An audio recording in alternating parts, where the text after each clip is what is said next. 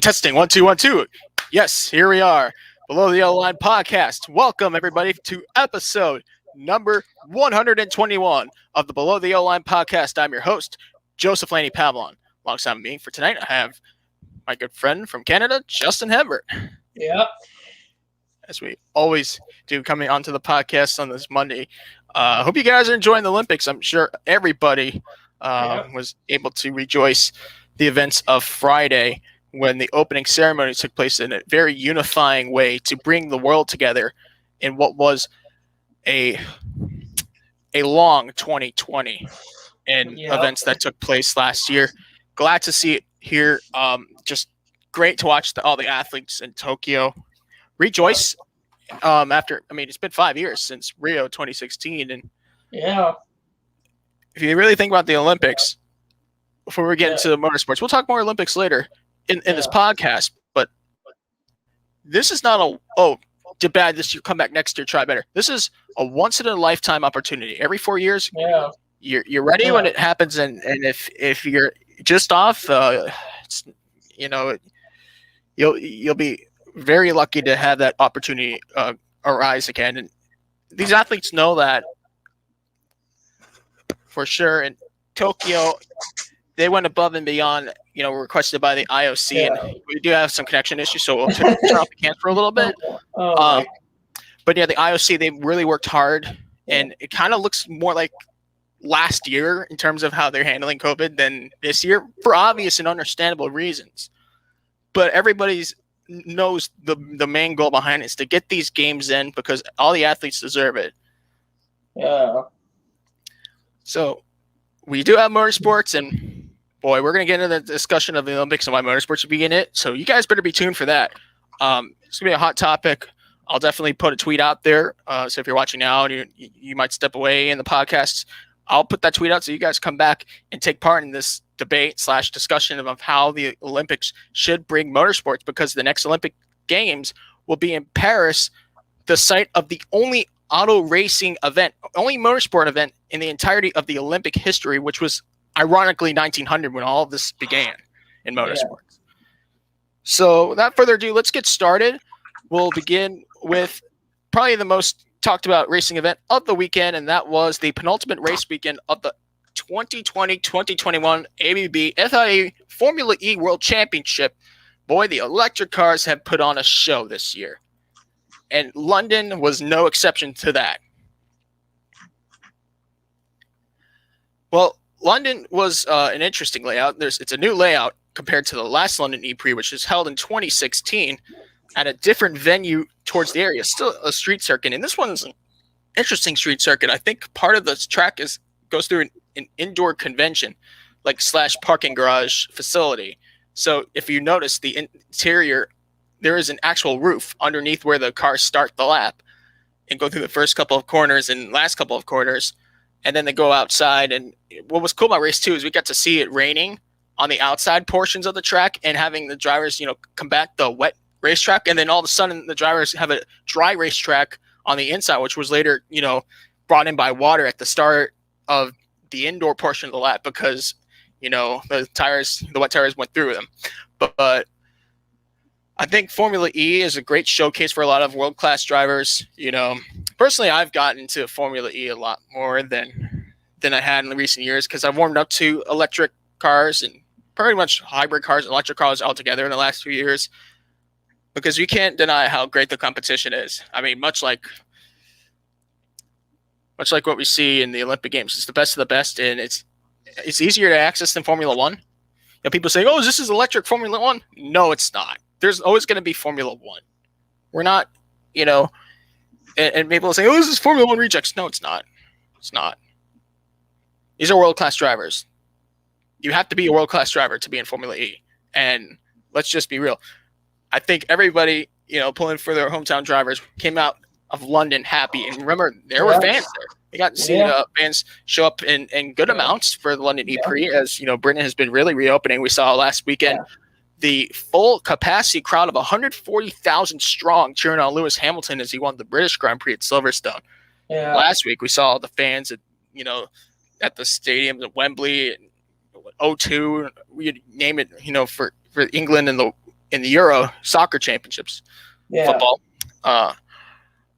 But race 1 and race 2 had different characteristics. We'll talk about race 1 for a moment.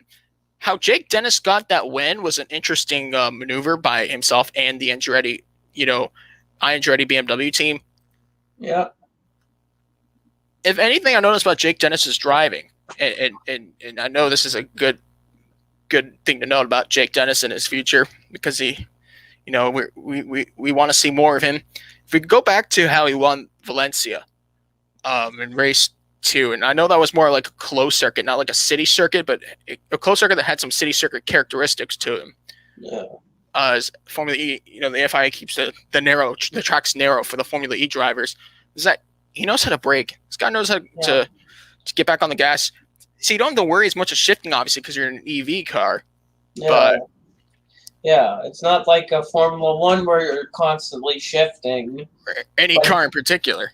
Yeah, here it's electric, which is different. And also, the only thing he has to do sometimes to save energy, to make sure you don't run out before the race ends, you got to coast sometimes. Sometimes I see on the telemetry they're coasting to make sure they have enough power to not have no battery power before the race ends. You know what? A lot of people say, "Oh, is that the same? Is saving electricity the same energy for your electric car saving as kind of like the same as part of my gibberish here, saving fuel in your traditional race car, petrol powered car?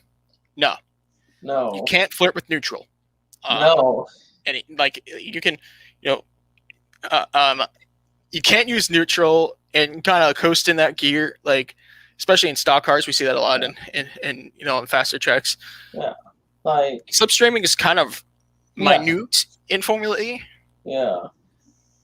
And also, you can't twiddle around with the gears. You're either, it's kind of 50-50, and there's a unique mechanism, and every moment matters.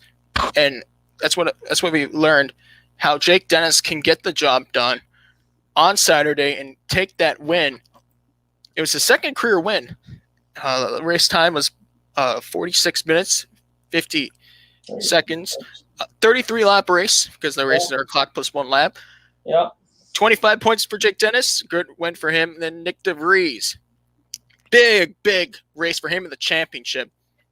We know how important every position is. Nick DeVries finishing second. No bonus points for the top 2.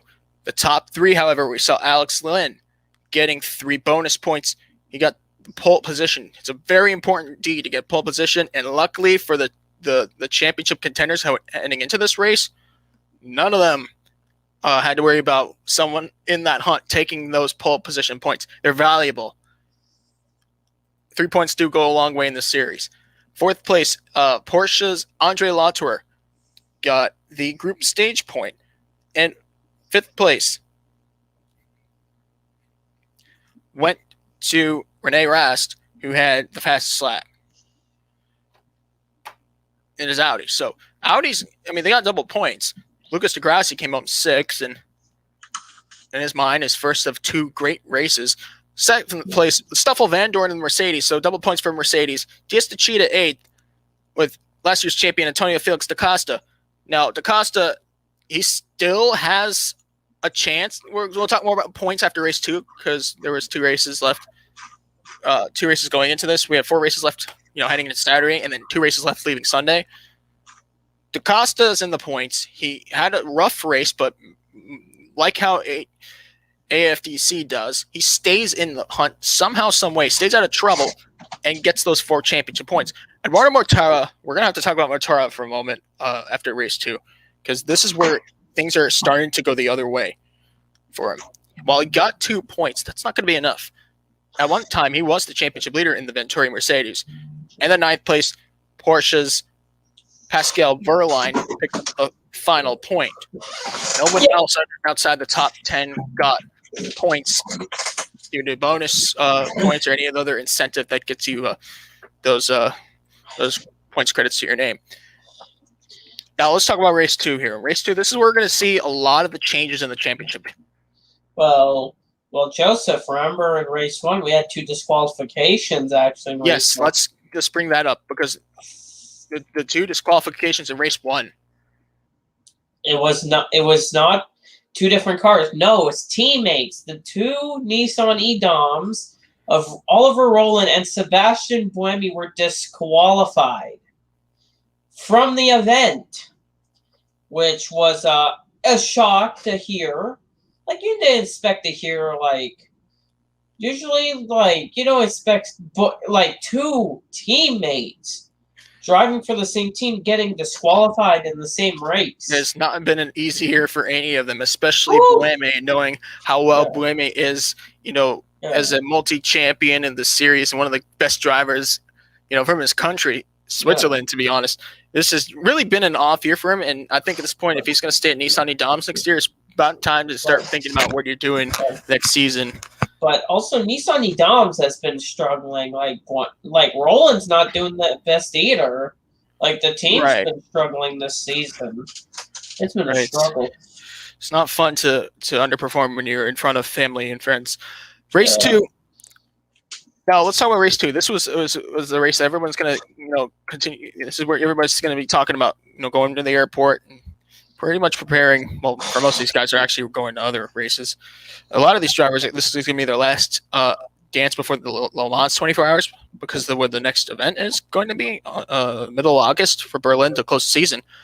But race 2, how about a British sweep at home? We saw Alex Lynn taking his first career win in the Mahindra racing. Yeah, also picked up a point from the group stage. Started third. It wasn't he didn't cross the line first physically. That was actually Lucas Di Grassi. What happened to Di Grassi? He was disqualified. And no, black flagged. He was black flagged by the officials. Do you want to know? I know why he got black flagged. Do you want to know what he did? Remember that first safety car? No, there was a safety car for Antonio Felix da Costa's car in the barrier. Yes. Do you want to know what he did, which you're not supposed to do? If you go in the pit lane, you're supposed to stop in your pit box. He didn't do that. He went by his pit box and gained positions in the pits. Yeah. So they ordered him to serve a drive-through penalty. He never answered that. Instead, just disputed until the end of the race. Crossed the line first, but was thrown out of the results, disqualified, and that's how it stays. Despite post-race protests and all that, it has not changed, which means Alex Lynn completes a British sweep. And this time it was a 30-lap race with 46 minutes to spare in the event. Of course, 45 minutes plus the 1 lap to close the event in the race weekend. Now, Lynn, he did get the bonus point for the group stage, which is pretty good for Mahindra, but at this point, they're out of the points championship for the teams. Nick DeVries, big way to close the weekend. He did exactly what he had to do to pull away from his countrymate Robin Frijns in this championship hunt. 18-point score. I'm sure he was hoping to get a bonus point or 2 or 3, but that wasn't the case. He still finished second. That's exactly what you have to do. He's been in this situation before as a Formula 2 driver when he won the FIA Formula 2 championship 2 years ago. So this isn't anything new, being in a championship position for Nick DeVries, and a good run for the Mercedes. Mitch Evans.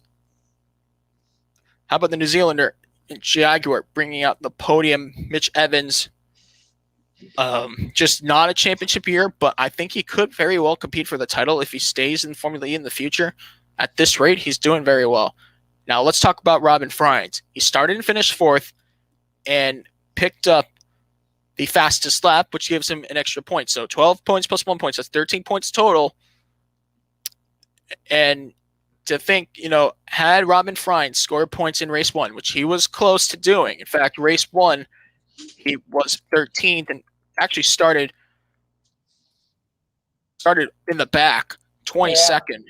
If he didn't have a struggling qualifying, how Robin Frijns could have picked up. Nick DeVries got to be lucky. Robin Frijns didn't get points in race 1. But still a 6-point gap and still 2 races in between. And what we know from FE this year is that the standings will fluctuate rapidly between the span of a doubleheader race weekend. So this won't be anything new. If anybody's going to watch Formula E for the first time to see how this championship goes down, don't be surprised if we see the standings fluctuate. Nobody's safe in the top 5 in the driver standings, and especially in the top 2. Yeah. All it takes is one bad race. And it doesn't take much for the others to have a good race in response. Let's continue with the results. We were talking about Robin Freins. That was a 4th place finisher. Maximilian Gunter, he actually won the New York City ePrix race 2, I believe. Yeah. Putting up some good results. Double points, by the way. Double points for his team. Nick Cassidy in the Virgin, 7th. Sergio Sette Camara, Jake Dennis, and Joel Eriksson. Yeah, first point. Joel Eriksson, he basically has just given the entire Formula E roster in the points standings this year. Yeah. Every single one of them has scored points. Stoffel Vandoorne did score points in this race, though. He did finish 15th, but the pole position gave him 3 points. Yeah. But he started on pole, but sometimes pole positions do not translate into successful races. But he did start good, but then he kept losing spots because moves by other drivers, and that was not a good race. He just struggled during the race for Vandoorne. And that really, really hit him in the points. Yeah. I mean, we know Vandoorne wasn't even going to be in the hunt, but he went all the way down to 13th. Yeah. There was a time when he was in the top 5, I think, points. Yeah. Yeah. That's where that's where we're going to go next. So what is the championship going to look like? We have 1 weekend left. That's actually less than a month. A month minus a week from now. We'll be in Berlin Airport Circuit, where pretty much the post-COVID portion of last season went to the end in different versions, but just this weekend with your traditional 2-race doubleheader weekend layout, the Berlin ePrix on the 14th and 15th of August for rounds 14 and 15 of 15 to close the 2020-2021 championship. This will be the first year that the Formula E championship will be considered an FIA World Championship. So this has a little more significance. I mean, it's very significant to win this, but now you're on the World Championship stage. You want to get those high honors. That's for sure. Yeah. So, if you like Dutch drivers, you're from Netherlands, you want it to stay just like this. Nick de Vries, he's got 95 points, but that's 6 points in front of his countrymate, friend, and rival, Robin Freins. Yep. Robin Freins has 89 points. And in Virgin, this would be huge for them. Yeah. Sam Bird, Jake Dennis are tied 3rd and 4th with 81 points. That's not bad. That's not far back. I mean, that's 14 points behind Nick de Vries. Yeah, but Sam Bird entered this race with 81. So Sam Bird did not get points in both races. To think if he did get points. Oof. Yeah, which really sucked for Sam Bird. That has been a struggle this year. Sam Bird has had a hard time getting points in both races in the weekend. If you go to the opening event at Adria, he retired race 1, won race 2, finished 2nd at Rome, retired in the next race. Yeah. Valencia disqualified in 14th, no points at all. Monaco, only 1 race in that weekend, 7th place, no points at Puebla. New York City, he barely got points in the first race and won the second race. And here, in double retirement. He still has a chance. I mean, Sam Bird has been hero or zero this year. Yeah, but the thing is how Nick de Vries, Robin Freins are. They're probably going to be strong again. That's the thing. Then let's not look far back. 1 point behind both those drivers, Jake Dennis and Sam Bird, is Antonio Felix da Costa, last year's champion. Yeah, he actually did not finish race 2. He DNF'd out of race number 2 at London yesterday. He's just hoping for a good race to get more points because he's getting points after And Berlin's a good track for him too. Yeah. We'll see how this goes. I'm very curious to watch this championship play out the way it is. Should we go down the points a little bit more? Alex Lynn, 78 points. Yeah. I mean, it's pretty much Yeah. far-fetched for him, and especially from Nick Cassidy on back. Mitch Evans. Let's talk about Eduardo Mortara for a moment. He led the points after Puebla. Yep. Has scored only 1 point or 2 points since, and he's still at 74. He dropped down to 9th. Oh, wow.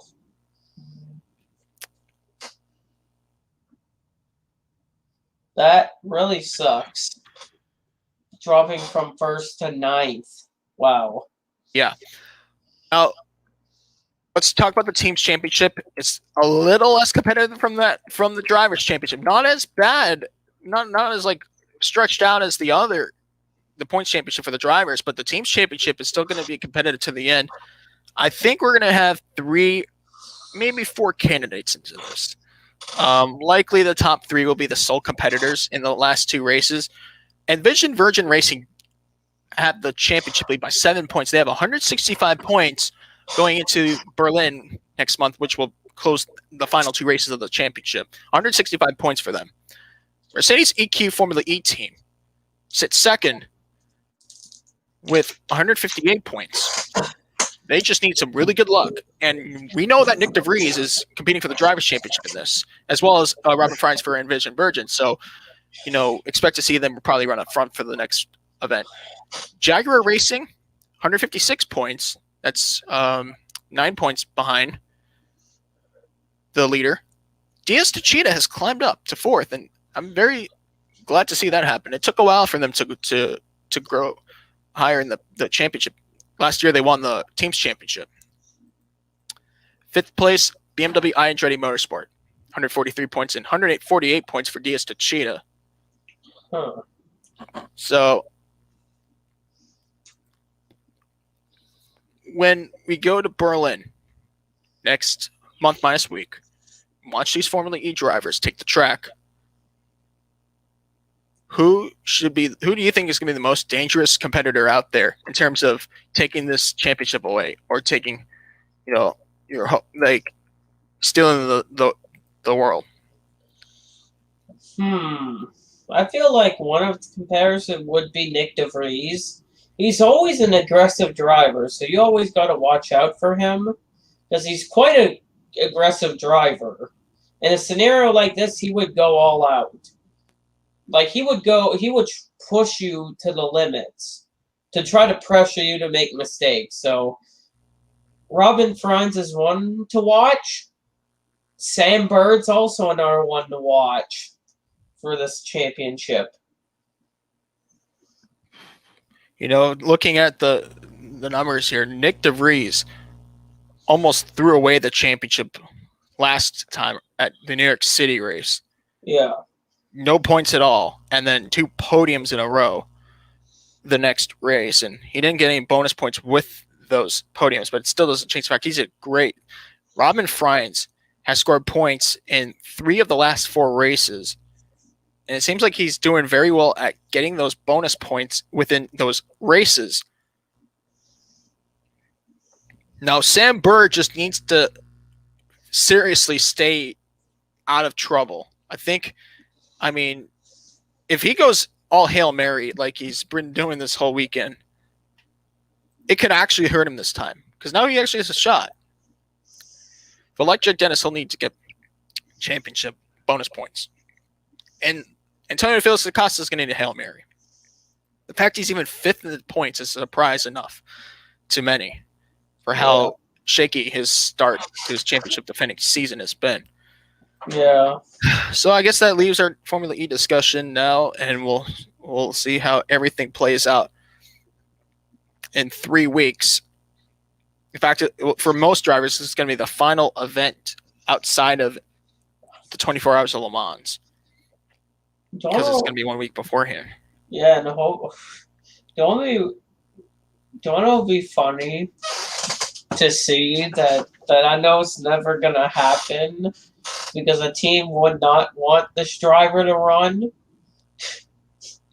Mojave Ragunan driving. I knew you were going to say that. That would be I don't think it would go so well for if Mojave was in in Formula E because he kind of struggled in Formula 2. I mean he did struggle. All right, Justin. We'll hold on to that discussion later. Let's talk about pretty much the only noteworthy stock car race event of the weekend, and that was between the ARCA Menards Series, the national tour, the 20-race tour goes across the country, and the 8-race East Tour. Yep. That's in its closing stages, and that was a no-brainer right here when Ty Gibbs pretty much took a blowout victory in the race. I don't know what else to say about him, but except for the fact that this is Ty Gibbs and this is the future of stock car racing. In fact, he can go anywhere in motorsports with this kind of talent and will probably share the same success. But let's talk about the race results here because, this was an interesting event. Iowa Speedway has been very quiet, especially in the last year with COVID, and seeing that NASCAR's secondary and tertiary series will not return there, and IndyCar won't take a stop to Iowa this year. But ARCA,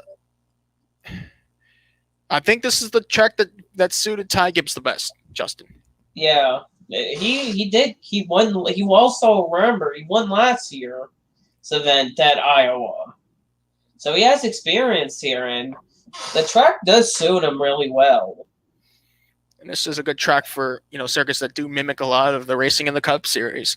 Short, a little bit of short track, a lot of braking needed to go around Iowa Speedway.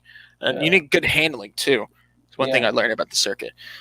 He led 149 of the 150 laps, and we've seen him, I think he did 2 perfect races this year in the ARCA Tour, the national tour.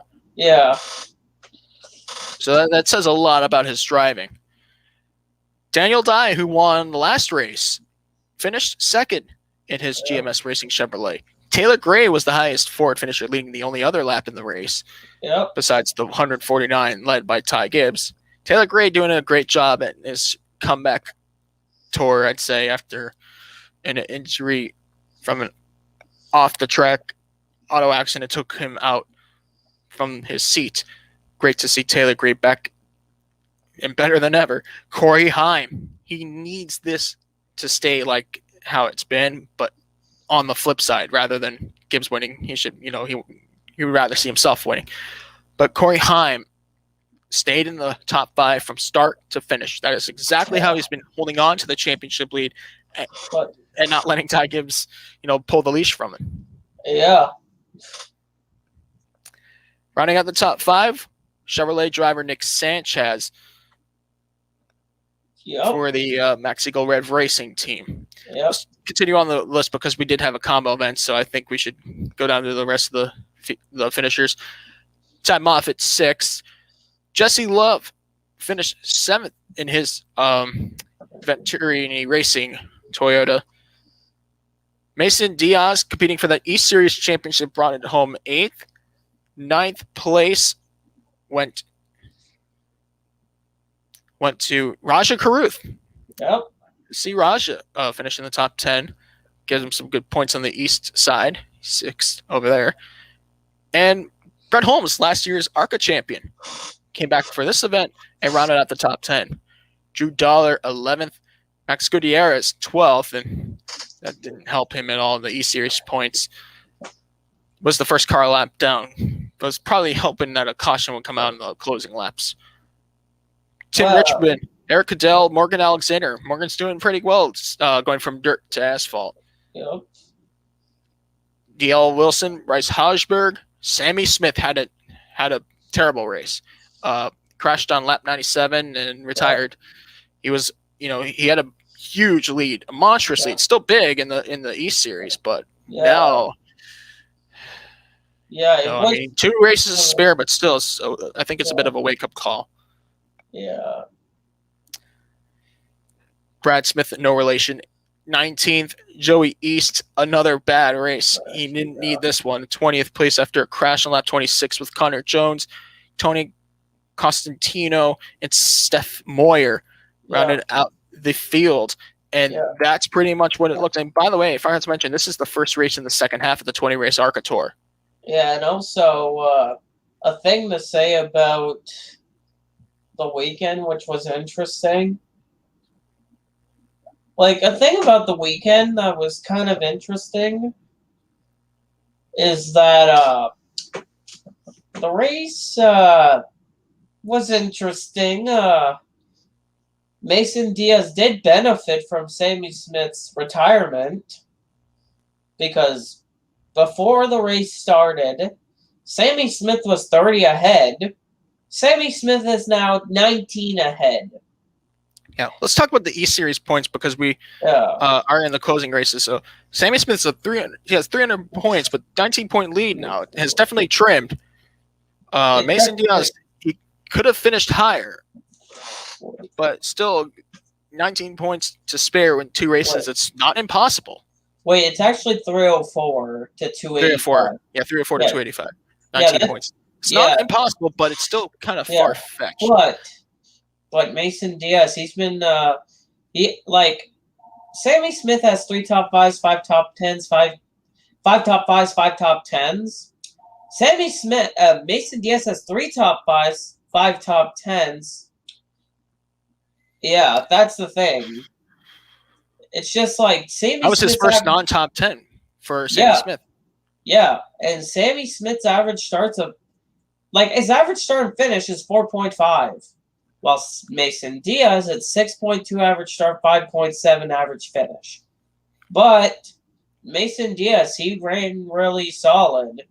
He better be hoping for a high car count for the next 2 races of the series. And luckily on his part, because you need more cars to have your competitor score lesser points, fewer points, as minimal as possible. If something goes bad for your rival, they'll score way less points than they would, with like a 12 or 13, 15 car race, like we've seen in the past in both the regional ARCA series. Yeah, because the rest of the East Series, it will be combo with the National ARCA Series. So that's why I'm assuming it will be a pretty large car counts. But Daniel Dye is actually 3rd in points, minus 26. Max Gutierrez actually jumped up past Joey. Joey Ice dropped to 5th in points, so Gutierrez up to 4th, minus 30. Joey Ice dropped to 5th, minus 35. Out. Yep, minus 35. Raja Karuth. These are the basic people I'm reading off for the championship. Last person is Raja Karuth, 37 back in 6th, because you got Parker Retzlaff, who's... I don't know. I mean, Retzlaff, unfortunately, is just having a terrible luck. It has been nothing on his wrongdoing. But also, he didn't run the race at... He only ran 5 out of the 6 races. That does play a part. Yeah, he didn't run at Iowa. There's some Carson Quapple. He only ran 3 races. So Taylor Gray, Steph Moyer, DeBohini, that's your top 10 in points. Yeah, but at least for the East Series guys, they can rest without worry about the championship in a good month from now. On the 29th of August, round 7 of 8 will be the Milwaukee 150 in conjunction with the National ARCA Menards Series. Now let's talk about the National Series. Yeah, Ty Gibbs, he has the points lead by 4, 582. And Corey Heim is 2nd with minus 4. I know that helps Ty Gibbs with 6 wins, but a thing that's kind of interesting, Ty Gibbs has 10 lead lap finishes, 10 race finishes. Corey Heim has 11 lead lap finishes and race finishes. Look at the average start, average finish. You could go diagonal with them, and they'll be the same. Yeah, Corey Heim 4.3. Like 2.5 average finish for Corey Heim. Yeah. Then you got Tad Moffitt's ways back, 80 back, 502. He needs top 2 to wreck. He needs a Corey Heim, Ty Gibbs half of the season, which might unfortunately be far-fetched, but he's doing great for the Fords. I mean, he is representing Ford all year this year. Then you got Nick Sanchez, minus Chevy 96. representation for the year. Yeah, yeah. But then you got Drew Dollars part-time. But she's out of the hunt for now, minus 269. Brad Smith, who was actually 5th after last race, but he's dropped to 6th. But he probably passed Drew Dollars if Drew doesn't compete in races, so minus 272. Kyle Seed, who was part-time, minus 327. DL Wilson, minus 351 in 8th. Tim Richmond, minus 383 in 9th. And Jesse Love rounds out the top 10, minus 386. Ty Gibbs and Corey Heim these guys are equally, if not just by a few disparities. It's hard to tell them apart because they're so good if you just batch them up. Yeah. And I know, I bet you the Toyota factory program in NASCAR are taking a lot of notes, especially Joe Gibbs Racing, because we can't change the fact that Ty Gibbs is the grandson of Joe Gibbs himself. And that's going to play a huge part. And at this rate, Ty Gibbs could very well end up in a cup car or even in a really high discipline of racing wherever he goes. At how talented he is. He's so talented on the road courses. I mean, we saw how he took the world by storm at the Xfinity Series race at Daytona on the road course. Not a single session preceding the race and the drop of the green flag. Ty Gibbs never been in an Xfinity car before, and he wins on debut. I mean, that's hard enough to do with practice and qualifying for a former Cup Series veteran like Kurt Busch or Joe Rudman. But like Ty Gibbs, I mean, he's just bizarre. And he won at Charlotte, the Charlotte 300. Yeah. That's one of the toughest races in the season to win. I mean, even if you are a Cup Series regular hopping down to run it, Ty Gibbs still won that. Yeah. And the races that he didn't win, he could have won there very well, nearly won those races too. So that tells me that I don't know, he might be knocking on the door to take your ride. But watch out, and maybe Harrison Burton kind of understood that when he signed with the Wood Brothers, because I have a good feeling of who's taking a spot next year in the Xfinity Series, but that's for another discussion. But there's actually a rumor. Do you know what this rumor is? About? There's a rumor at Joe Gibbs Racing that the 54 is going to have rotation of drivers. Hemrick's going to move to the 20, and Gibbs in the 18. That is a rumor that's going on. That sounds likely. Yeah, it's that's the family number. 18 is the family number. Yeah, it says Brand Jones will remain in the 19. Hemrick will move to the 20, and then the 18 is going to be Gibbs. The 54 is still going to be the rotation of drivers. That would be interesting if that actually happens. That could actually happen because not Corey Heim. Oh my God. Ty Gibbs has been just showing his speed in Xfinity, which Ty Gibbs is going to run he's actually going to run the rest of the Xfinity season. Remember, he's not running. Oh, he is? I didn't know. Yeah. I thought it was. Yeah, because a few races though. But Kyle Busch, because he's done his portion of the season. But yeah. I mean, listen, let's go back to now. We are still in July 2021 here, closing the month. Corey Heim, he's just doing amazing. I mean, Corey Heim is keeping this from being a blowout in the championship. Yeah. And the fact that he even held on to the lead like this is just amazing. And I think that's Corey Heim's advantage. It's the short tracks. No, Corey Heim's actually better on the bigger tracks. It's ironic because he came from short tracks. That's how he got found. Yeah, but the thing is, he's better on the bigger tracks. He's been the thing that also helps him is he has Talladega. But also that helps him. He has more finishes. He has all top. Yeah, go ahead. Yeah, he has all top 10 finishes and no retirements. Ty Gibbs has one retirement, which was Talladega, which Heim won that race. Heim has 11 top 10s and 11 lead lap finishes and race finishes in 11 races. Ty Gibbs has 10. Ty Gibbs has a better average starting spot, but Corey Heim has the average finish of 2.5, which is kind of impressive to have that good of an average finish in 11 races, an average finish of 2.5.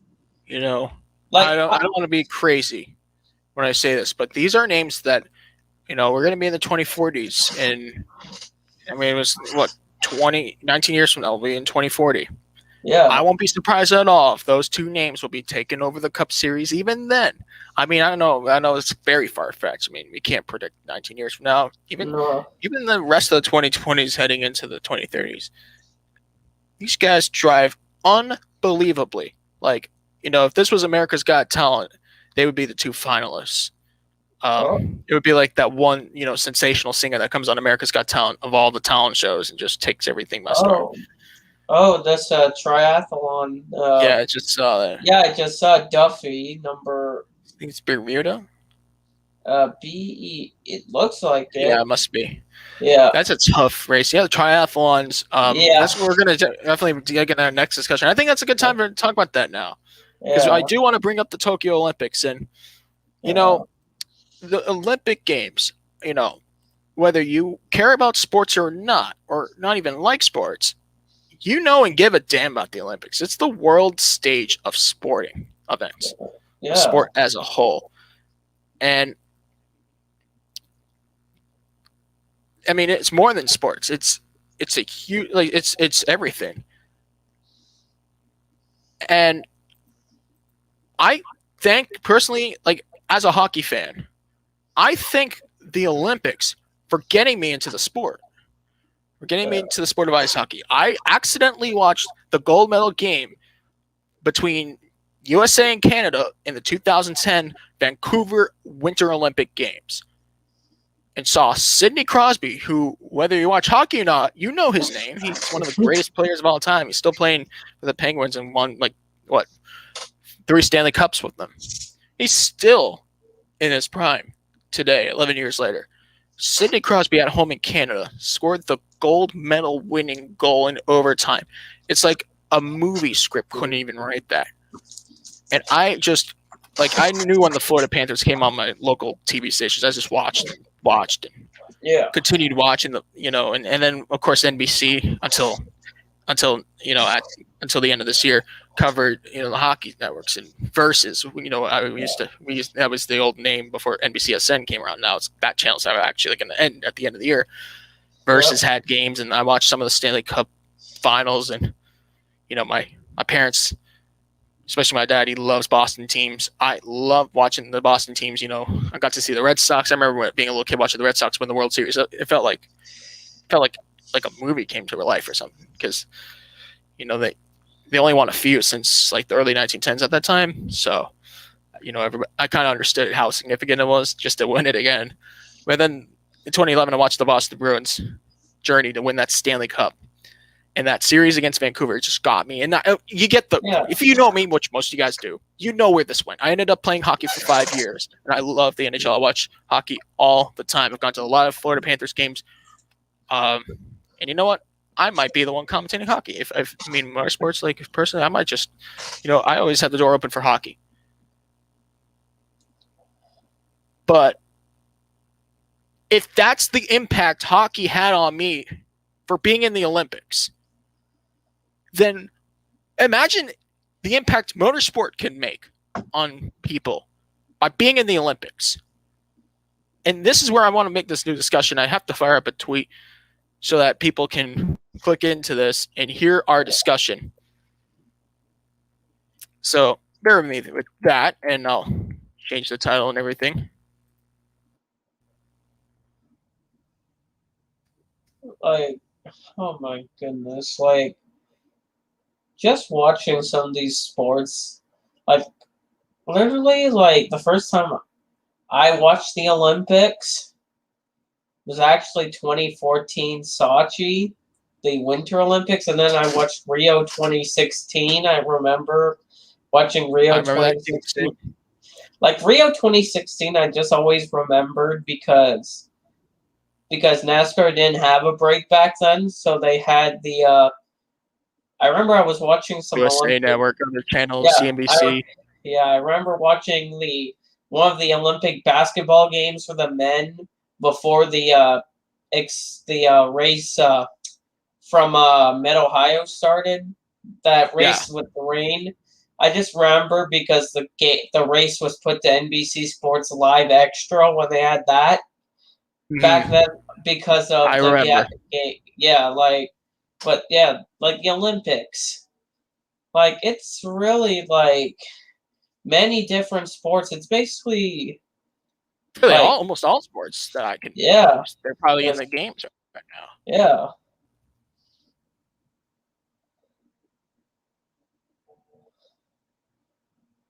I'm about to fire this post up, and I'll change the banner, and then we'll continue the discussion just in a few moments right here.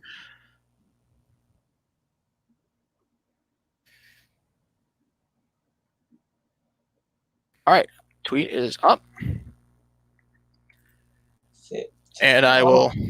So I got all the hashtags in, so people could click in. And I will change that banner name, and we'll definitely continue on. Somebody from one of the people from Canada finished 15th. Interesting. Number 19 from Canada. ARCA finished 15th. Oof. Just like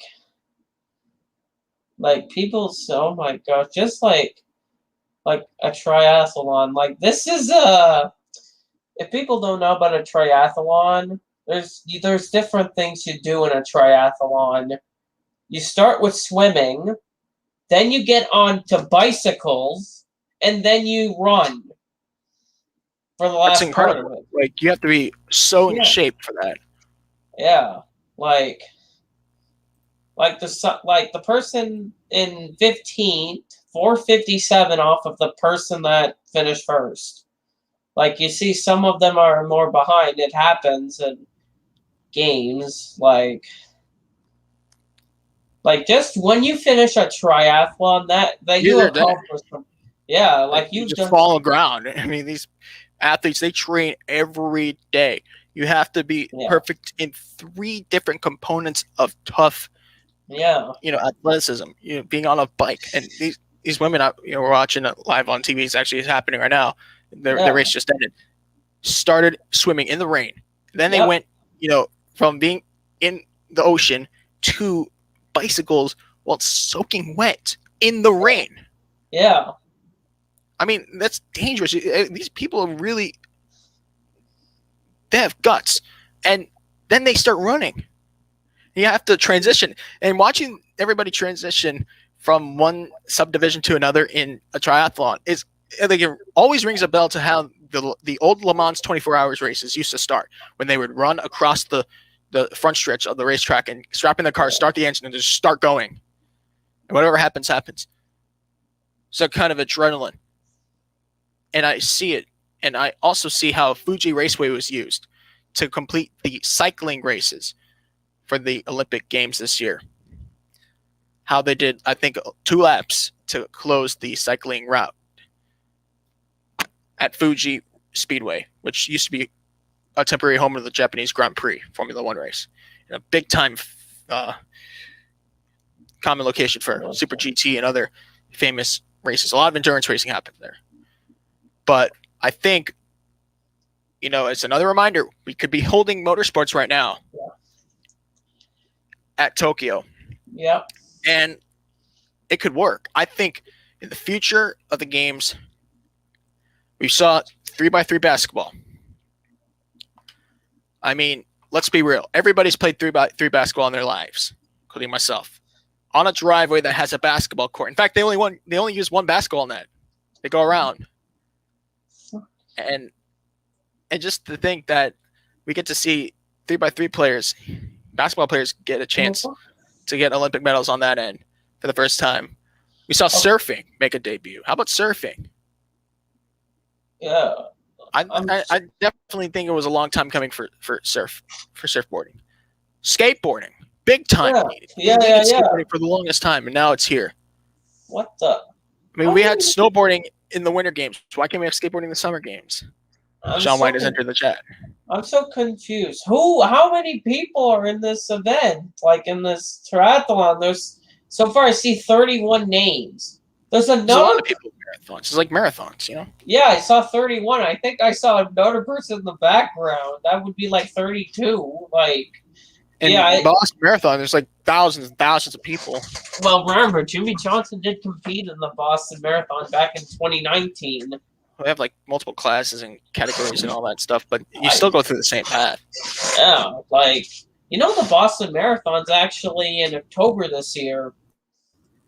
Right. At least they were approved to hold it. Last year we couldn't do it. But this year it's kind of interesting. It's kind of more different events now in the Olympics, which is good.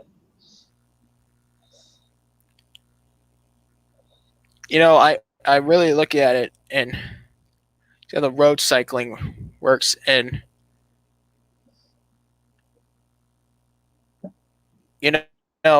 road cycling went through Fuji. That was a big deal. And Fuji could have held rallycross. Could have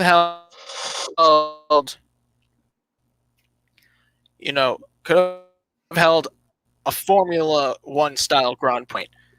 Could have held like a touring car race. You name it, like an Olympic level. And people say, how's that going to work? I mean, this is auto racing here.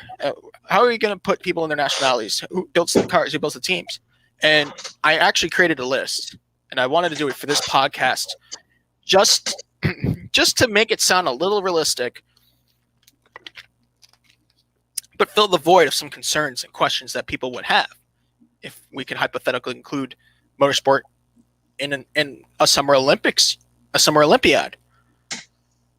So I would create subdivisions like, swimming isn't just swimming, men and women compete, in their own categories of butterfly, backstroke. I think there's like a team round where everybody lines up for each team. And then there's like a long distance swim. Track and field does that. Sprint versus long distance running. Yeah. And the same could be definitely said for motorsport. So I put it in two categories for 4 wheels and 2 wheels. So for 4 wheels, for most of us, pretty much we cover auto racing. I would have oval racing. I mean, I don't know how far Twin Ring Motegi is, but I think that would have been the place to do it if it were to be this year. And I don't know where that would be working in France for the 2024 games, which I'll bring up to that next point in a few moments. We would have a stock car category where NASCAR drivers could have their moment in the sun, and Indy cars on an oval category. So, flat or banked, it would fill the void for that. Formula Grand Prix racing. So you wonder, what about the IndyCar drivers? They race on road courses. What would you do? You put them in that category with drivers that would run F1 or Formula E, maybe endurance racing. They could run Formula Grand Prix racing. Maybe everybody runs the same Formula 3 car, Formula 2 car. I think a Formula 2 car would be a good fit. Yeah. Rally racing would have 2 divisions. Rally cross, which is more sprint length racing. We actually see that in the X Games. Yeah. There was an old series called GRC. They ran in the States, Global Rally Cross. Yeah. They can actually run on closed circuits too. A mixture of paved and dirt and off-road components. And then your typical rally racing. Japan has held rallies in the past. And that could be a good component. Whether it's one stage or the entire rally itself, that's up to you to decide. Now let's talk about 2 wheels. Yeah. Motorcycle Grand Prix racing. Pretty much mimicking what you would see in the MotoGP World Championship.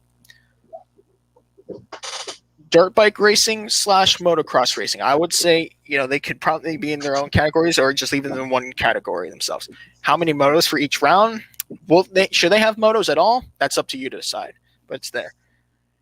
Now, dirt bikes have in the X Games trick competitions. Like, you see them in skateboarding and all that. They give you points on tricks. Dirt bike stunts / trick competitions. Whatever, divisions or categories are, that would be there.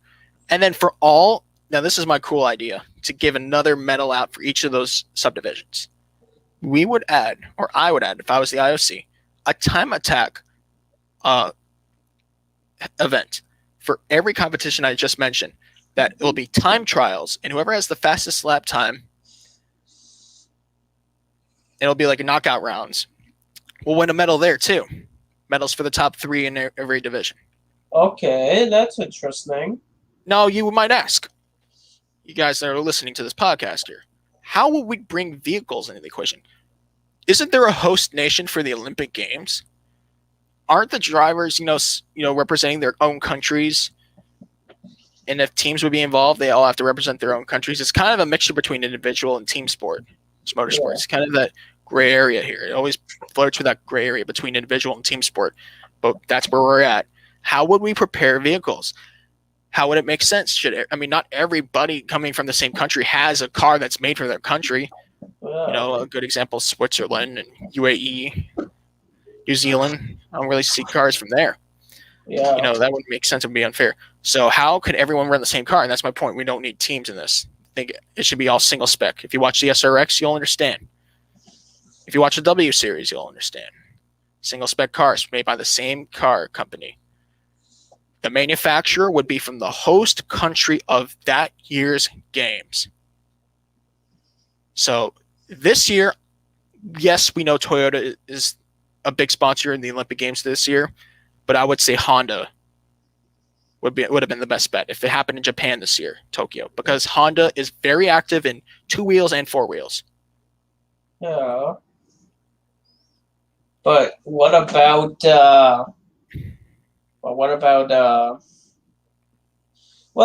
when it's in Paris in 2024? That might be tougher for 2 wheels, but 4 wheels, we would have, we would probably have 3 premier options. Citroen, which, Citroen would be involved. Renault/Alpine, I'll keep it in the same category because they're in the same boat. And Peugeot, which I think Peugeot could very well be the best bet. I might even go extreme and say ARCA, because they prepare vehicles for customer teams in LMP2 racing and LMP. Ligier does that a lot in LMP2 and LMP3, especially LMP3. I think Duquesne is Duquesne French or Italian. I don't know how to do that. The point I'm trying to make here is, and I know Peugeot does make bikes. They have a history of making bikes. So, if we're going to Paris and doing that there, obviously it's very unlikely to happen. The IOC has this whole process of approving, a sport for the games, and you have to be 100% perfect on all parts to make this work. But there are other things too that we could discuss, but some that might be controversial as well. Well, do you want to know what I actually found on a Wikipedia? Go ahead. If people don't remember, in 1900 at the Summer Olympics, there was motorsports. In the Summer Olympics in 1900 at Paris. Remember, there was motorsports, basically. But do you want to know what? The birth of motorsports. Do you want to know what? There was different categories. It's the first, there was an event called two-seater car under 400 kilograms, age 15 kilometers, race A. There was no bronze medal. It was the gold and silver medals was France. They don't know who the car was or drivers. There was an other category, which was race B, the two-seater car under 400 kilograms. Race B was unknown driver, but a Renault. And then for race 2, unknown driver car. Unknown driver, but the car was a Uten Chandelier, French. And most likely. Bronze, French. The car was called Fernandez Hanser. The Fernandez Hanser. Yeah, there's so many. That's examples. There was the two-seater car over 400 kilograms, four-seater car over 400, six-seater car over 400 kilograms. There was also a seven-seater car. Yes, I'm not joking about that one. There was Taxi Patrol 300-kilometer race. So mimicking the taxi job role. Taxi electric delivery van. Small truck, fire truck, and small car. Do you want to know who won the fire truck event? Oh. American Gilbert Brown. Yeah. But yeah, most of the winners in these events were French, except the fire truck event, which was an American. Yeah, it was interesting. Yeah, with different categories of motors. But here's the thing: this was 1900. You had to be like one of the wealthiest men on earth, in those times, to even consider having a car on your driveway. Yeah. And not even then, like, I mean, that's just how times were. And if you really look at how times have changed, the cars are safer. We went through that terrible dark period in the several decades that followed the 1900 games. And Paris will be hosting the games now. We have electric cars. I know the IOC, understands probably what the UN wants in terms of global, narratives and what they want to push. I'm sure they can now push that with electric cars, even if that means putting the Grand Prix category that I mentioned in electric cars. It's like Formula E, they've done that. But this is where I feel like we have a good path to the future to making motorsports in the Olympics a reality one day. In 2011, the IOC provisionally recognized the FIA, the highest governing body of motorsports. Yeah. And 2 years later, granted full recognition of the FIA. Yeah. Now, there are some barriers that the Olympic Committee does need to change, such as, the what do you call it? That motor vehicles don't have, are not like considered to be an IOC Olympic sport, which they did put. That's because the 1900 Olympic Games were actually considered for racing a demonstration rather than fully there. So like if you want a medal for them, they didn't count to your country, I don't think, for those games, because they have they always have the total medal count at the end of every games. I don't think it added to them. But the point I'm trying to make here is that this should be a consideration. I think we've got skateboarding into the games. We've got surfing. What am I missing here from? I know there are other new sports that came into the games. Oh, how about a pentathlon? As if a triathlon wasn't hard enough. A modern pentathlon be in the games. We have 3x3 basketball. But you know what? And hey, look at the Winter Games. Bobsled. That's a vehicle, almost a vehicle, just not powered. Well, do you want to know what some people call?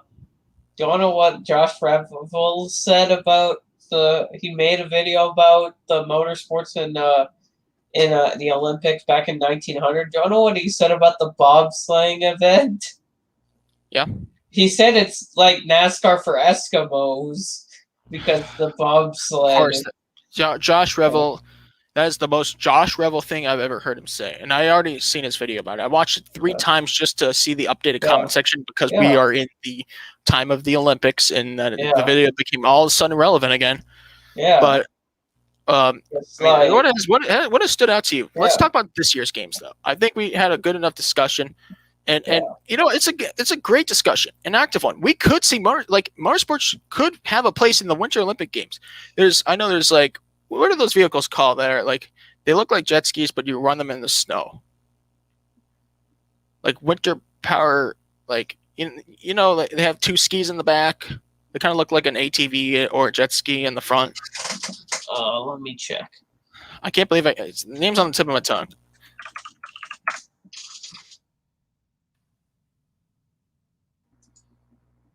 Oh, snow jet skis snowmobiles. Yeah, it's a snowmobile. I can't believe I didn't remember that. Yes, snowmobile is part of the Winter X Games. That should be part of the Winter Olympics too. And I know we're just a handful of months away from that, believe it or not. That's February. Yeah. That's half a year, less than. Oh my God. Held in Beijing. But jeez.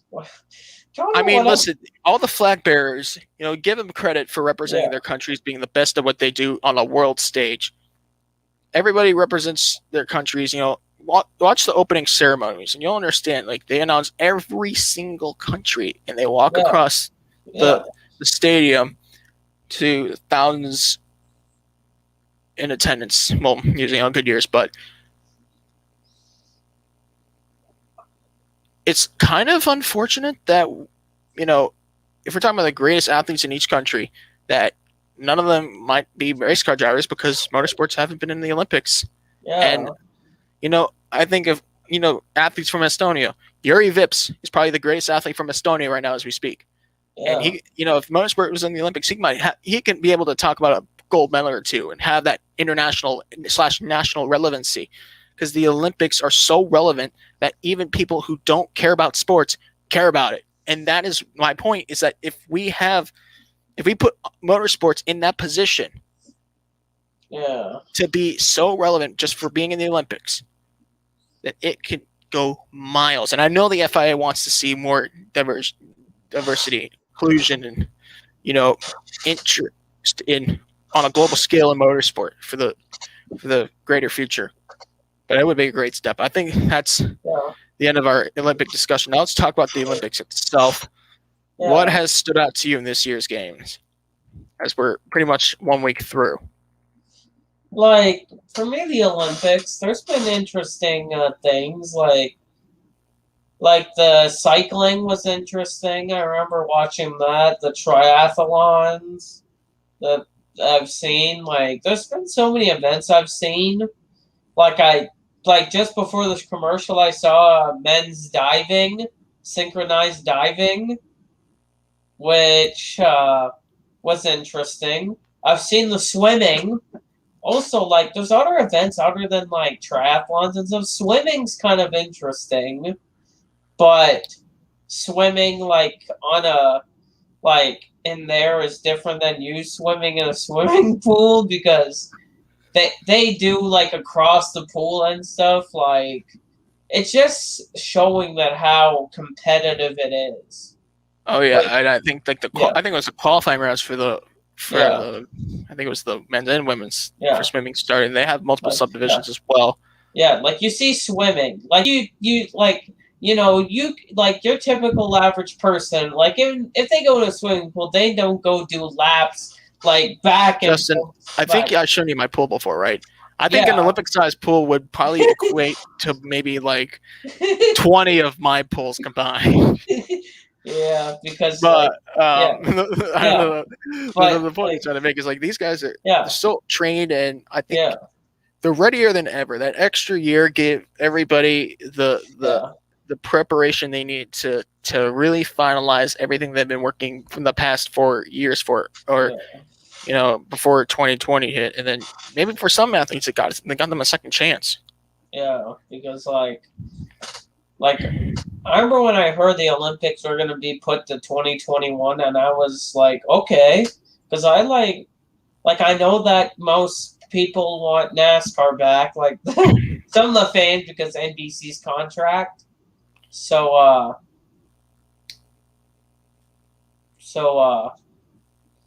yeah, that's for the but the Olympics, it's interesting. There's not just one sport. There's different sports. You know, one thing I love about the Olympics is that there's so much passion and there's a story behind every event. And I always pick up from that on the 24 Hours of Le Mans, and even in the 24 Hours of Daytona, because there's always a story behind, you know, a car winning in class, or a driver winning and getting his first class win, or if it's first ever overall podium, or where everybody has come from. And, you know, when magic happens in those events. You know, magic happens in the Daytona 500. You know, where did Michael McDowell come from? An unsuccessful IndyCar attempt at an IndyCar career. Front row motorsports. Where did they come from? They came from starting and parking teams without getting factory support from anybody for about a good 10 years. And finally picking up the program so they don't have to start and park anymore. They don't have to worry about those life or death finances that have been haunting them for so many years. And now they're Daytona, McDowell and his team, they're Daytona 500 winners. You know, McDowell's never won a cup race before. You know, a top 5 would have been a win for him in this year's race, or any race. And it just, you go back and you see behind a story. I forgot what his name was. He was a German weightlifter in 2008 at Beijing. and his wife got sick and passed away just before the games. Whoa. And it was up to him whether or not to go. And of course, everybody would understand, that was close to him if he didn't go. But the weightlifter did exactly what his life would have wanted him to do. And what did he do? He won it. He won it big. I think he got the gold medal, and it was a huge emotional moment. How about the 1992? I forgot the runner's name, but he got hurt on the last lap in Barcelona, 92.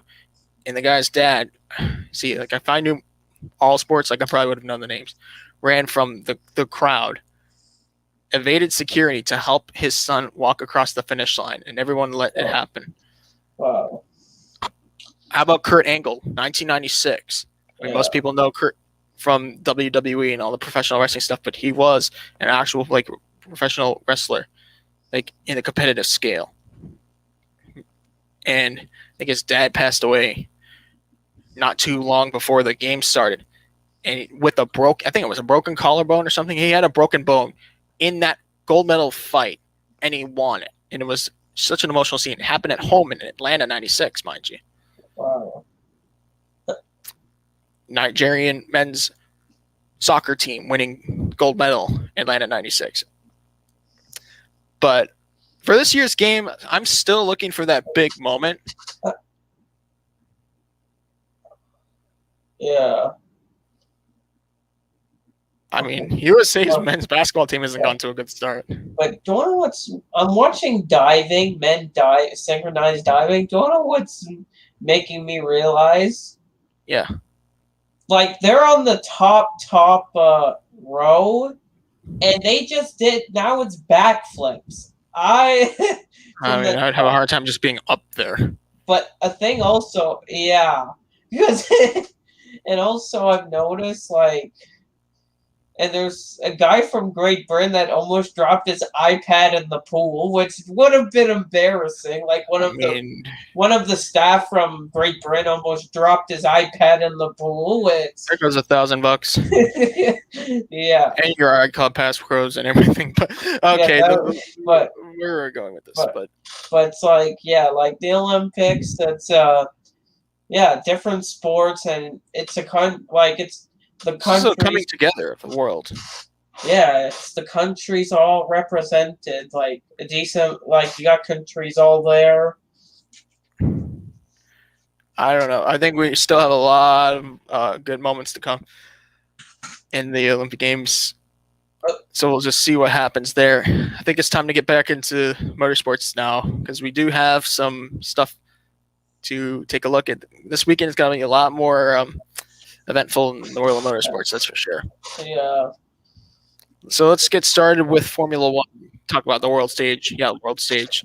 Still buzzing about what happened at Silverstone. It's still it's hard to believe that even happened. That could have been a possibility on the opening up of Grand Prix. Maybe this was the breaking point of this championship storybook season that has been going on between Hamilton, Verstappen, the chasing 8 versus the breaking point for Verstappen. Can he get there?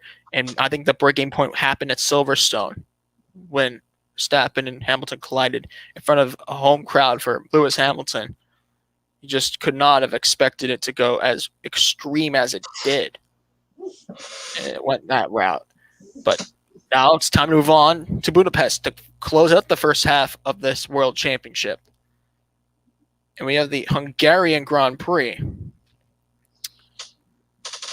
This is a race that has been around for quite some time. Yep. And the Hungaroring is a familiar sight. I said after the 2-week trek we had at the Red Bull Ring that Max Verstappen did exactly what was most important to keep him in a good place for the next batch of tracks. Great Britain, or Hungary, Belgium. Those are great places for Lewis Hamilton to take back control of this World Championship. Verstappen, had he not have been involved in that situation on the first lap with Lewis Hamilton, we don't know. We'll never know how that would have turned out. Yeah. And by the way, every Grand Prix has been held at the Hungaroring since 1986, the first race. And we'll talk about the history of that event first of all, because it's interesting to look. It's an easy track for these teams to take notes on, like the Red Bull Ring, like Circuit Gilles Villeneuve, because it's not a track that changes. We don't change facilities there. They've never changed facilities there, the Hungaroring. But the first race was held in 1986. Nelson Piquet won the race. In 1986, Lewis Hamilton's the defending winner. Let's look at the history of this event. Round 11 to 23. Like I said, end of the first half of the year. Most wins. Unfortunately for you Verstappen fans, Lewis Hamilton has the most wins here with 8. Just like Great Britain when he got his 9th last time around. So, Michael Schumacher, 4-time winner. Ayrton Senna, 3-time winner. And then these drivers from the rest have 2 wins, including Nelson Piquet, won the first 2 races there. Damon Hill, Jacques Villeneuve, Mika Hakkinen, Jenson Button, and Sebastian Vettel. And you know what? I'm looking at that list. I believe every name I mentioned has won a world championship. Hamilton, Schumacher, Senna, Piquet, Hill, Villeneuve, Hakkinen, Button, Vettel. Yes, they've all won world championships. Okay. So if that pattern continues and Max Verstappen wins, excluding the single-time winners, so. But you still have Lewis Hamilton in the Mercedes, which Mercedes have been decent at the Hungaroring. Unfortunately for your Red Bull fans, we have to go back to Daniel Ricciardo in 2014 and Mark Webber in 2010 for the only 2 occasions of a Red Bull win. Yeah. At this track. But it also depends how Mercedes is, if Valtteri's going to be relevant this weekend or just like, nah. Now Valerie's back into relevancy. He's got to perform too for this Constructors Championship. But the thing is, how is Perez going to perform? Let's talk about Constructors here. McLaren fans are longing for their first win since Brazil 2012, an unprecedented and unforeseen winless drought that nobody thought was even possible that could even happen or be a possibility of happening. McLaren fans, you guys should be excited for this one. 11 wins more than any Constructors. Now, Williams might not be in the same boat anymore, but Williams and Ferrari have 7 wins each. 5 wins for Mercedes, 2 wins for Red Bull. So all active constructors on that category as well. Now, let's get to present times here. We'll know that it's going to be a normal race weekend structure. No sprint race. No, the next sprint qualifying was announced. Monza. Yeah. I know fans are probably going to be mad about that, but I'm sure they are. But the thing about the Hungaroring, it's an interesting race circuit. I've raced before on F1 games, and it's the only thing about it, I always mess up in one chicane. Always cut the corner in the FIA, sometimes gives me time penalties. Other than that, like, I already got my pick. I do too. Well, let's hear yours, Justin. Okay, mine's a bit of a surprise. This driver, he's kind of had a rocky season. He's not done the best. But I just need to check something. Just need to check a little something, see if this driver has...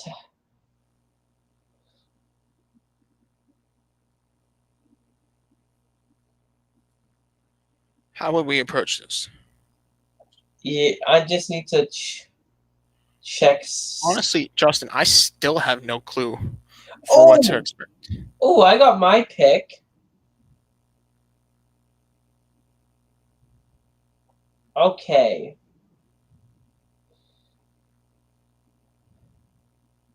For this driver, I feel like he's going to have an advantage here. Because I saw the weather conditions for the Hungarian, and it's supposed to be raining. So my pick's an upset. This driver, he has 0 career wins in Formula One. He has 1 pole to his name. He's not driving a best car, midfield car. Driver of the number 18, Lance Stroll's gonna get his first career win. You're insane. No, it's supposed to rain. How rain? He got pole lucky from rain by being the only guy that ran wet tires at the Turkish Grand Prix last year. Well, he was still running. What are the odds that's going to happen again? I mean, if it happened once, it's it's like rolling the dice. Yeah, what happens if Max crashes out on the first lap again, and that Lewis gets penalty, and Valtteri crashes out too with Perez? It opens the door. Guys, we got it. Let's get back to reality here. Hey, it is reality. I mean, I have a bizarre pick too. It's not that bizarre, but what? Nikita Mazepin? No, no, not maybe if we're talking about who's going to finish 20th, but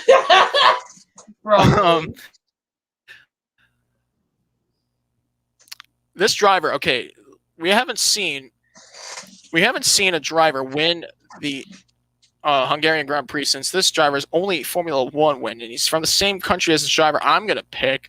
I'm talking about Heikki Kovalainen. Remember Heikki Kovalainen in 2008 for McLaren. Now, I don't think McLaren's going to win, but I think a countrymate of his is going to win. Valtteri Bottas will get his first win of the year at the Hungaroring. And it will be an interesting one, too. He's got to perform now. Everyone understands the inevitable for his future is coming. We know he's about to get the statement. Yes, we have to come to terms with you that we are now hiring George Russell to take your spot next year. And people have already, there are rumors already about, Bottas and his future. Even Alfa Romeo has come to life. Someone said Formula E. Someone has said endurance racing. But if it includes a Formula One World Championship helper to his career, it's not happening in 2022 for Valtteri Bottas. The least he can do is perform, and that's all he's got to do for now. Help Mercedes win that Constructors' Championship and get yourself on the top step of the podium. Now, I wouldn't be surprised if this is the stage of the year that we're going to see team orders once again, and we've seen Bottas be the butt of the butt end of the team orders situations. Yeah. It doesn't take much to recall, or any racing fan to recall, a Bottas team order situation. And it's unfortunate that if it comes down to that, I mean, obviously the driver comes first. Usually, for the driver's championship, that's an order of significance. Order of significance in quotation marks in my mind right here. Then it's the constructors. The least we can do is get the driver in the championship hunt, and then worry about constructor second. Yeah.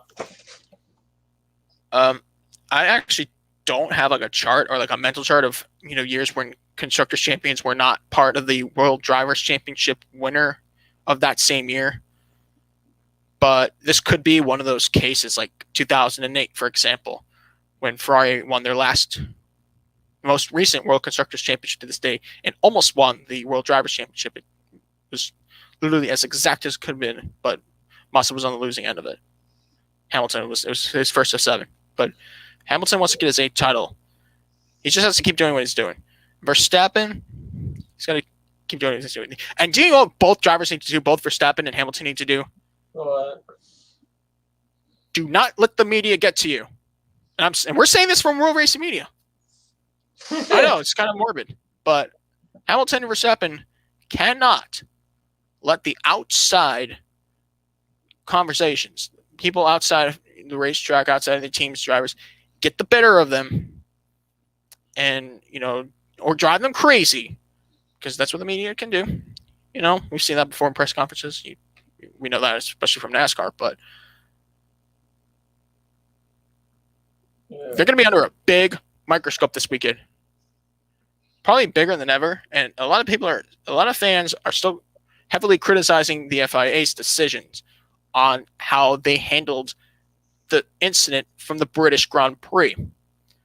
Some people say it was too weak of a penalty. Some people say it did nothing. Others say it was just fine or it was too harsh. A minute percentage say it was too harsh. And then there's people like me saying this was a racing deal that went as bad as a nightmare could have gone. For everybody in the FIA stewards booth that year, including the guest participants, the driver/officials that they bring in. They always like to bring in a few guest people just to continue the outside eye perspective in the FIA's decisions. But I bet you right now, I'll give you my life savings when I say that the FIA is hoping to the fullest extent that this does not happen for the rest of the World Championship, and definitely not this weekend. But this is just what happens. It's part of racing. Things like this happen, whether you're ready or not, whether you like them or not. And believe it or not, I've gone back and contemplated how I would have handled the situation. In fact, I would have handled the situation that the FIA did merely the same. Give Hamilton a drive-through or a 10-second time penalty. He served it. Yeah, before the pit stop. Just that, and came back and won. Yeah. Like, people forget that.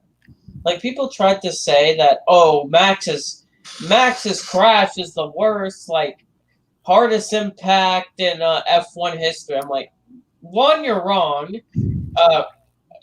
There's two drivers that had impacts worse. Roman Grosjean's impact was 68 G, but do you know who has the number one? Was Robert Kubica's crash at Canada, 75 G impact into the barrier. That was 2007. Right. Ironically, his only win in Formula One was exactly a year later in 2008 at the same place. Well, remember what Lewis Hamilton's first of what is almost 100 wins. And yes, we're not talking about 100 wins. Yeah. Where is that 100th win going to be at? Could be this weekend, possibly. If Mercedes is strong, they'll be like, this is their playground of the last several years. Yeah. But all right. But you picking Valtteri, but me, Lance Stroll of all picks. Hey, at least I didn't pick Nikita Mazepin. That would have been the worst pick ever. But F2 is all not F2, F3's racing at the Hungarian, same as the W Series are also there. Right, so it should be action-packed. We'll have a good number of racing. But let's talk about something else that's going to happen this upcoming weekend. And it's a huge race. For a lot of these teams, a lot of these drivers, it's the last endurance race before the 24 Hours of Le Mans. For other drivers and teams, it's their second to last trip before Le Mans. So they'll be back in the States for one more time in the IMSA Championship at Road America for a sprint race. But you want to, some of these teams that have GT3s that are going to be running in Le Mans, and this is the last chance to get themselves in that race situation. The 73rd annual 24 Hours of Spa-Francorchamps. Yep. And if there's anything about Spa, by the way, it's one of my favorite racetracks in video games because I'm so good there. I want to dominate race there in a stock car on an online Inter 2003 league. But this is not my personal podcast. This is a racing podcast.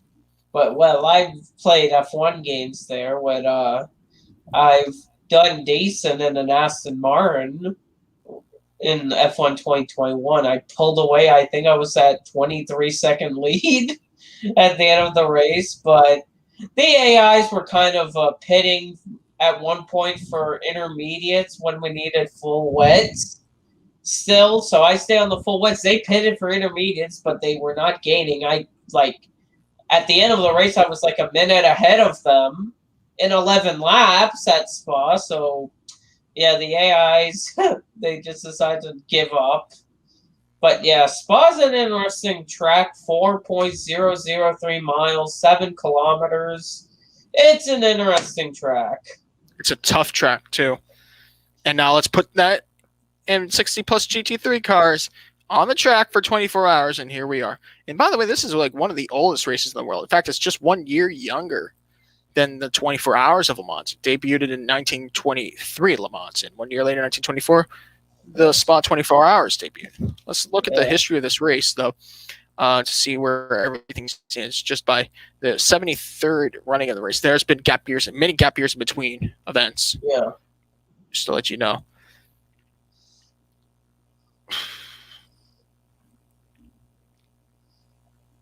All right.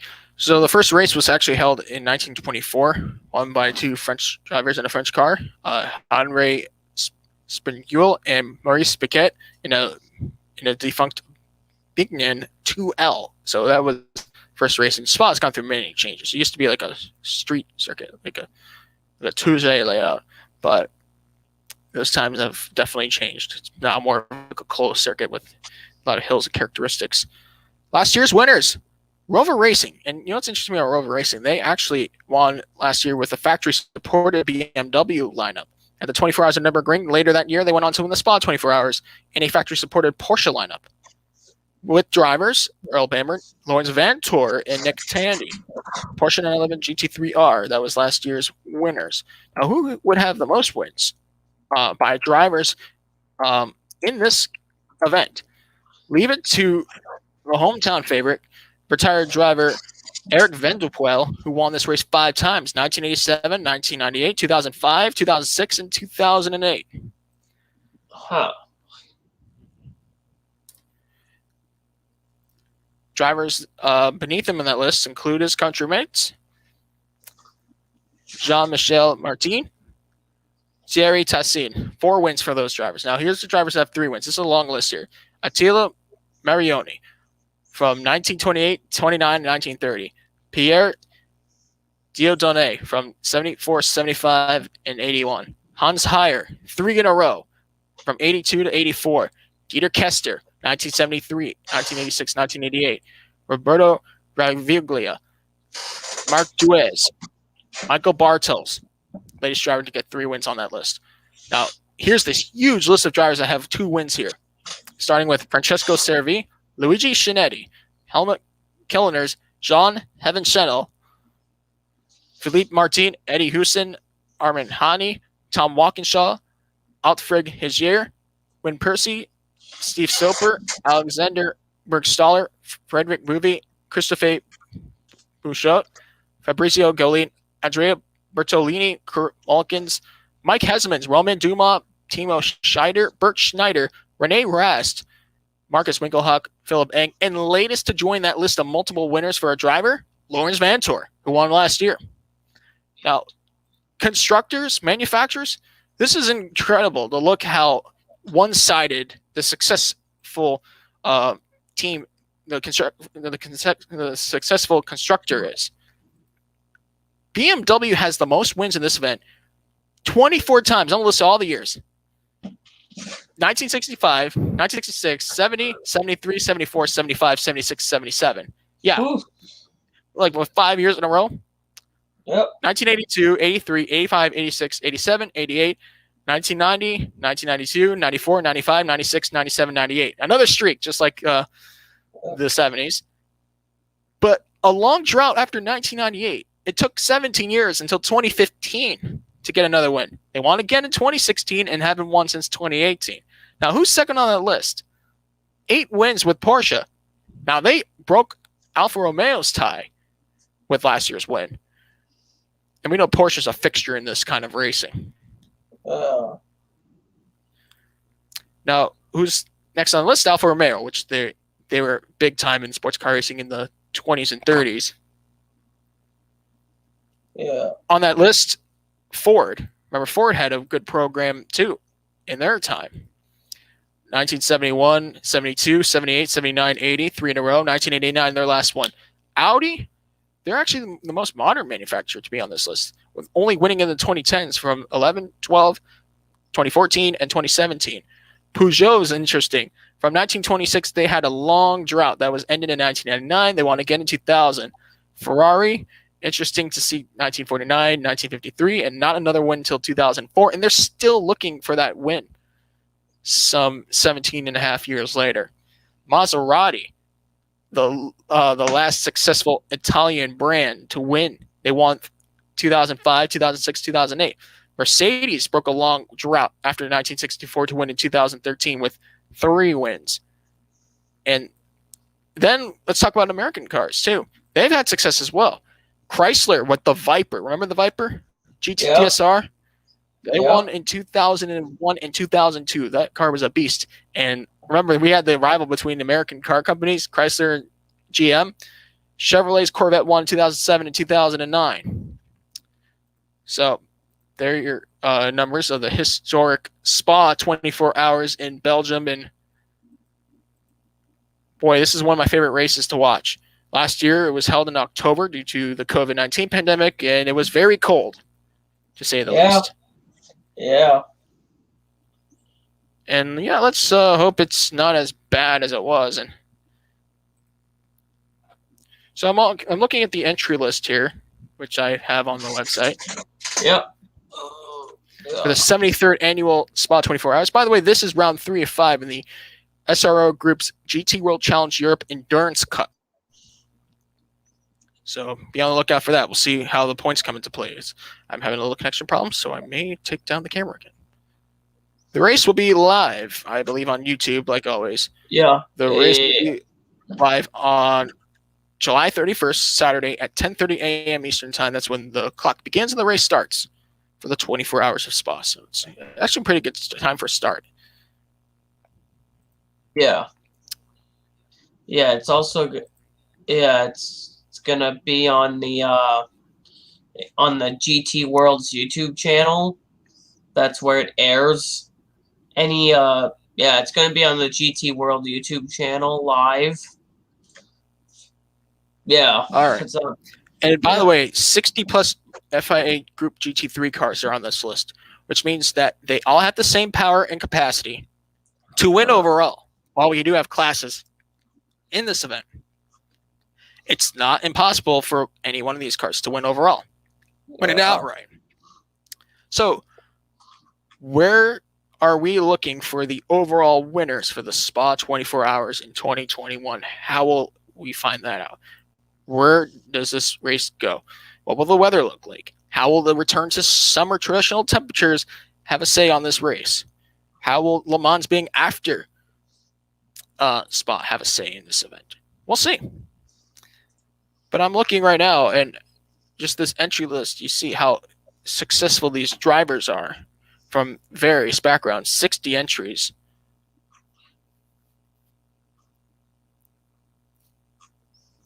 So looking for the overall winner, which could be from any of these categories, and I think I know where I would put my money on.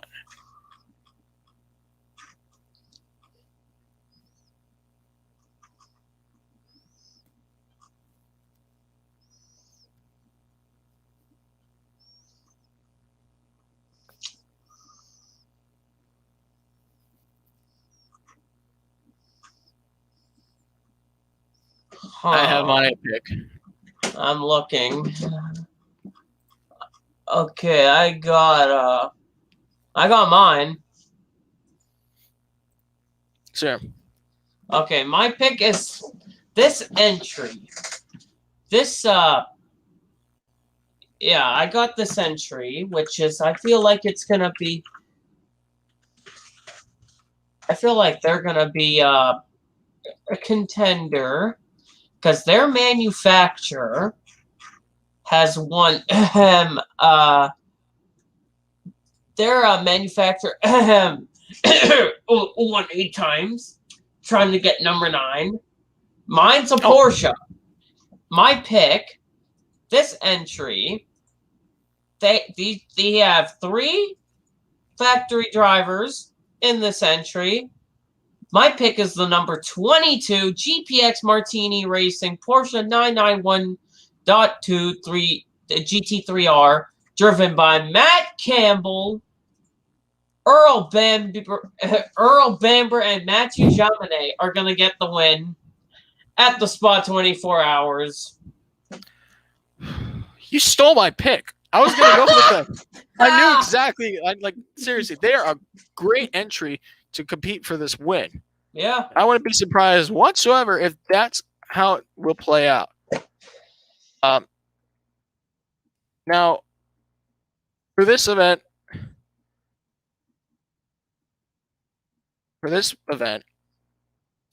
I'm going to take another Porsche. Number 21, Britronic Racing, Porsche 991.2 GT3R. I guess they're running new Porsches for this event. Oh. With Sven Mueller, Kevin Estra, and Richard Leitz. I've seen enough of successful racing from Kevin Estra to have a good say on how he's going to do, as well as Richard Leitz and Sven Mueller for sure.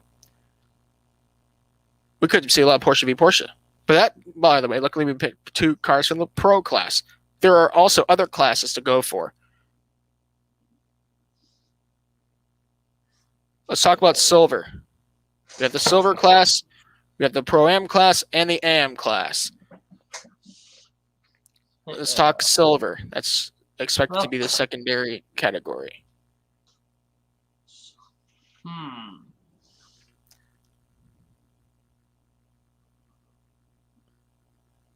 I think I know who I have. Okay. For silver, and that would be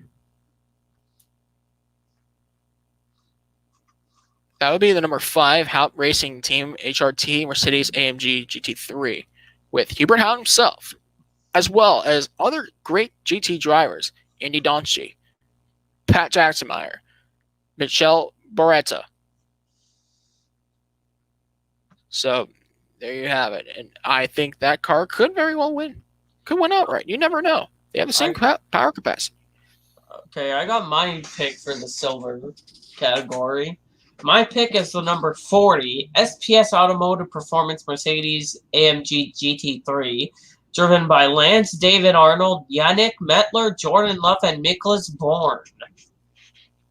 Sounds like a good one. Now let's move down level to Pro-Am. And the Pro-Am category has some interesting entries as well. So we're 2 categories through here. For Pro-Am, I think I know who I have. Okay.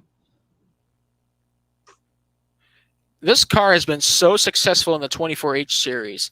They will race in Le Mans in the GT3, in the LMGTE-EN class, but they're here as they always do. Porsche GT3R, number 991, Herbert Motorsport with the Renauer brothers, Alfred and Robert Renauer, Daniel Alleman, and Anna Tress Au. These drivers have been very connected in the 24H series, and they have put some great results down this year, including back-to-back Mugello 12 hours. Okay, I have my Pro-Am. For Pro-Am, I have the number 53, and of course the Ferrari 488 GT3, driven by Miguel Molina, Duncan Cameron, Reno Machinardi, and Matt Griffin. All right, that leaves us with one more category for class predictions. That's the AM class. I think they have the fewest amount of cars in that class.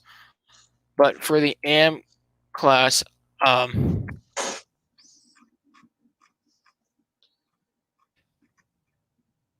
think for this event, I'm just going to go with the number 166 Hegeli by T2 Racing Porsche 991.2 GT3R with Peter de Kurtens, Manuel Lauk, Dennis Bush, and Mark Bassing. Okay. I got my pick for the walk-in of the AM class. My pick is the number 36. Walkenhorst Motorsports BMW M6 GT3, driven by Henry Walkenhorst, Frederick von Bohlen, Donald Yount, and Mario von Bohlen. I think Fred and Mario must be related. I've seen Don Yount race before many times in the States. Yeah. Henry Walkenhorst, he puts the team together, and they put great results. So yeah. That never hurts to know. Yeah.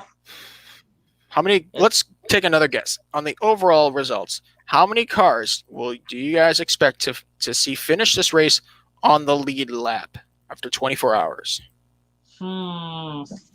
That's so tough. Exactly. Could be as many as 7 or 8, or as few as 3, 2, or even 1. Yeah. Here's my bet. How many? 6 cars will finish on the lead lap overall. I have 4. Sounds reasonable. Well, I think that makes a good prediction for the 24 Hours of Spa. It should be a great race to watch. And also, if people didn't know, there's auto racing. You got ARCA's racing at Winchester. You got ARCA West is at Colorado. The Penny Series season starts. The Penny Series season starts at Sunset Speedway on Sunday. What's their calendar, anyways? Their calendar for the Penny Series.